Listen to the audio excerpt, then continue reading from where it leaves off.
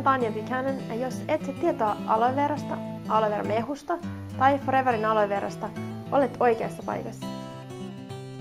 Yksi kysymys, jota paljon myös minulta kysytään on, miksi toiset aloe vera mehut maistuvat makeammilta kuin toiset.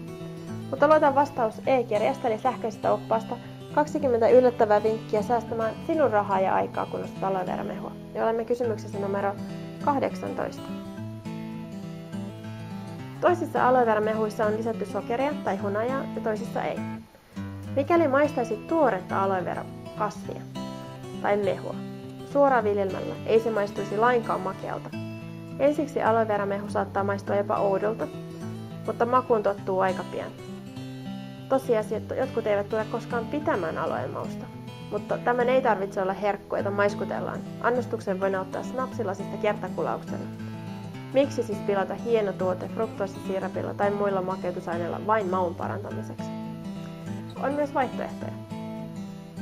Voit kokeilla luonnonmaalla maistettuja makuvaihtoehtoja, jos natural aloe vera geeli, se keltainen pullo ei ole sinun lempimakusi. Foreverilla on 2 muuta makua tarjolla Suomen markkinoilla. Aloe berry nectar, karpalo omena aloe ja myöskin aloe peach and peaches, persikkainen aloe, ja se tuo mehuun makean maun.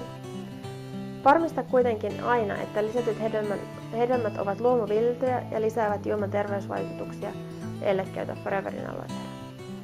Foreverin hedelmät ovat siis aina luomuviljeltyjä.